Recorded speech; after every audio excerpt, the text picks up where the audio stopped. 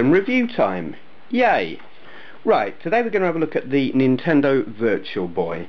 I'll give you a little bit of history about it, and then we'll have a close look at the system itself. Designed by Gunpei Yokoi. Am I pronouncing that right? I have no idea, I've only ever seen it written.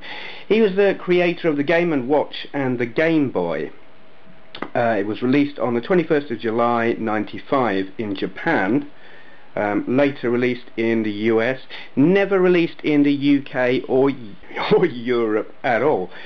It was the first true 3D home console. Now by that I mean 3D as in not polygon style 3D, but actual, real depth perception. The display was created by a Massachusetts company called Reflection Technology and was then licensed by Nintendo.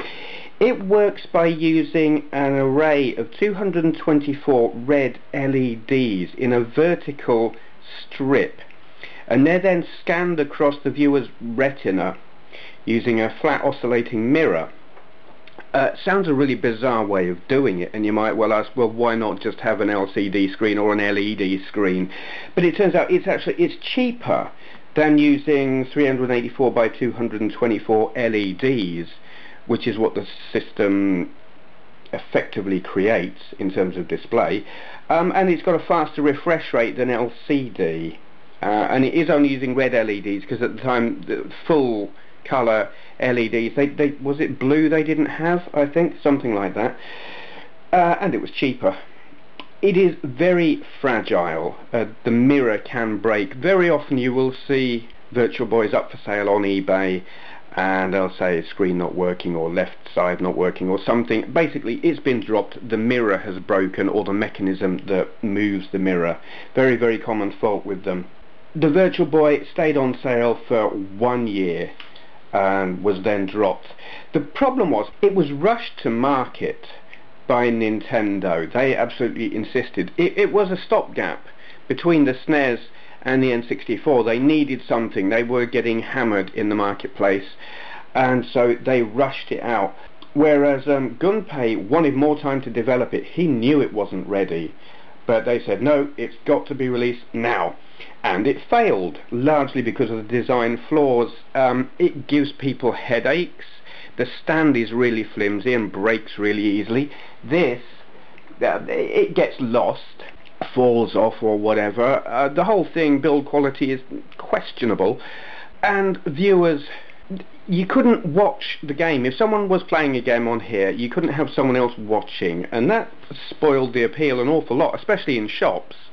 You would have like one person playing it, and you couldn't have people watching thinking, oh, that's really good, because you couldn't see anything.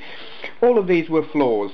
Gunpei wanted more time to develop it. Nintendo said no, it failed, and I think this is really, really mean. Nintendo blamed Gunpei, and they just totally treated him appallingly. There were instances at trade shows.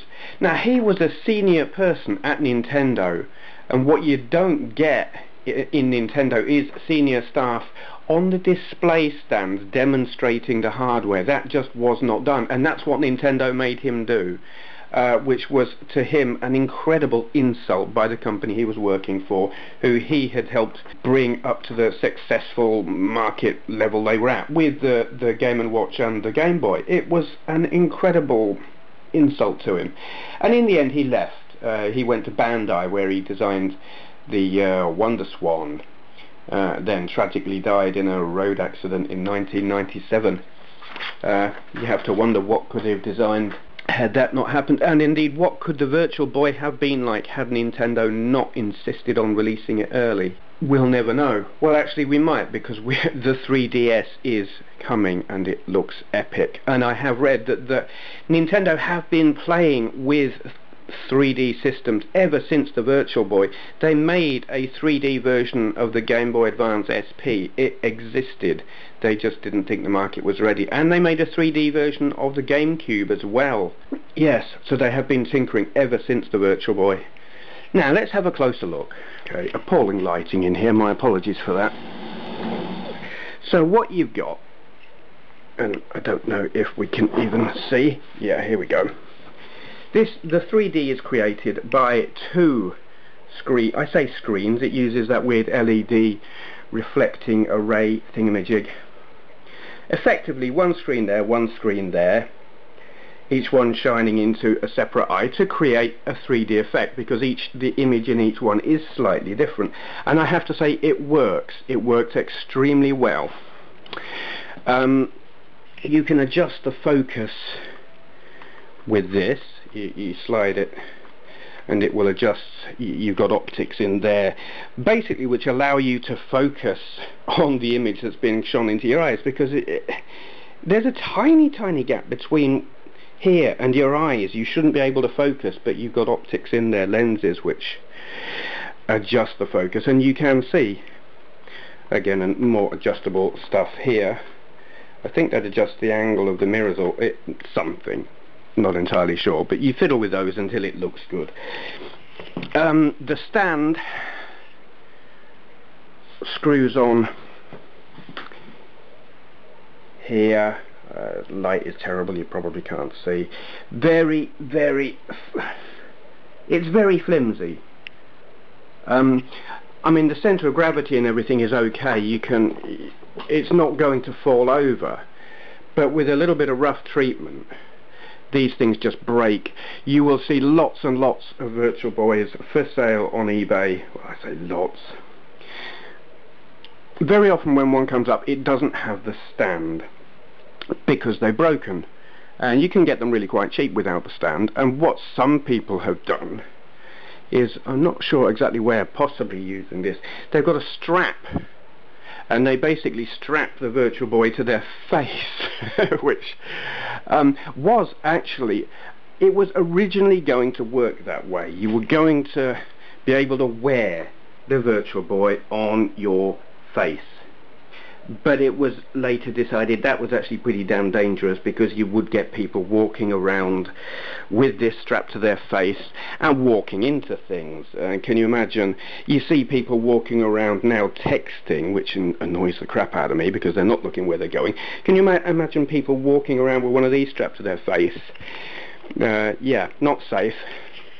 So this, you play it like that, and then you're holding the pad there. I hope you can see this. You do have to have it on a table at the right height, otherwise you're just going to get a really stiff neck. But when you get it right, the effect is fantastic. I really enjoy playing the games on this. Also of interest, and there's also a flaw here as well, which I'll tell you about. I really like the joypad. Now, how familiar does that look? PS1, anyone? I mean, it could be said that the PS1 pad ripped off the SNES pad, and then maybe Nintendo just kind of stole the design back again by basing this on the PS1, or maybe it's just coincidence, I don't know. But the interesting thing about this pad is D-pads. You've got one there, you've got one there. They're not always used, but on games like, what's it called? I've forgotten. There's a boxing robots game, and you use one pad to control the left fist and the other pad to control the right fist, and it works really well. When used properly, twin D-pads, fantastic. Now, there is a flaw. We have the battery pack. I can't really detach. Can I detach that one-handed? Yes, I can.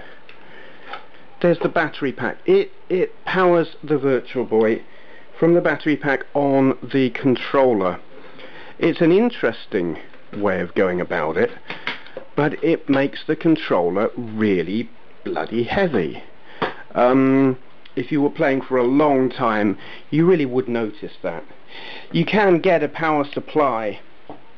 Obviously it's going to be a Japanese one, so you'd need a standard converter to run that on a UK power grid thing.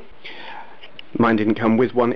Again, you will very often find Virtual Boys for sale without the battery pack, and indeed without the power supply, and they are hard to get hold of.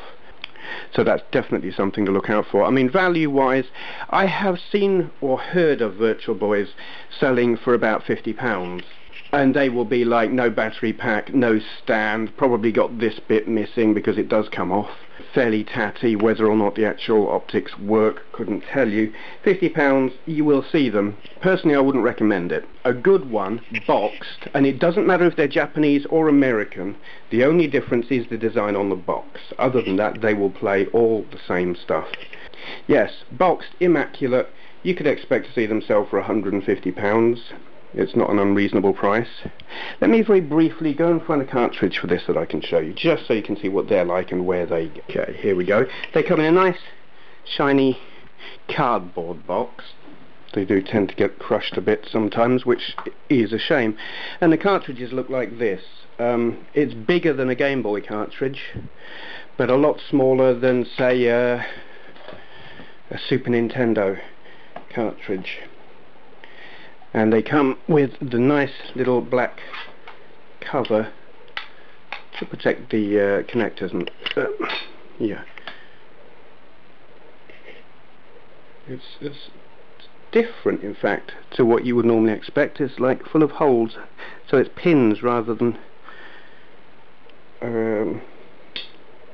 connectors on a circuit board. Interesting.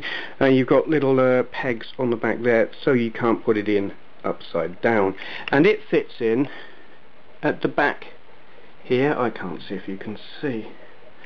Let me try and find a good angle. There we go. Am I putting it in up the right way even? I'm not sure. I'll put it that way.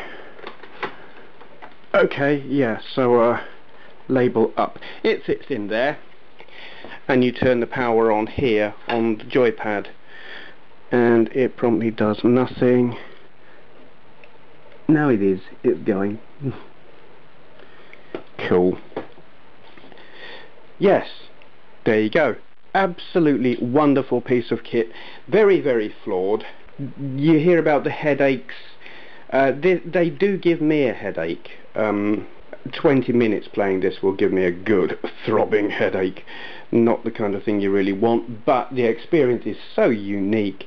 I actually find it's worth it, but you wouldn't want to play for several hours. Okay, it occurs to me I haven't actually described what the effect is like. What does it look like when playing one of these? Before I'd ever played one, I was expecting something like virtual reality, fully immersive, filling your peripheral vision and everything, like stepping into another world, albeit a red and black one. It's not like that. The nearest thing I could describe it to, or compare it to, is looking at a red and black portable TV that is 2 feet in front of your nose, but that works in 3D. It doesn't fill your peripheral vision, but it is immersive, just not fully immersive. And the 3D effect I find weird. It's not like looking into a truly 3D world. It's like looking at a game that is made of flat pieces of paper that are held at different depths inside a dark cardboard box. Does that sound weird? It's the best I can describe it as. There are different layers of depth, but each layer of depth is flat. It's fascinating. Very hard to describe, but it really adds something to the gameplay. There are games on here that might possibly be a little bit meh, except the 3D is so striking that instead of going meh, you go wow. Absolutely unique. Should you buy one? Well, there are only around 14 games, so if you're looking for something with an extensive software library, then no, you would be disappointed.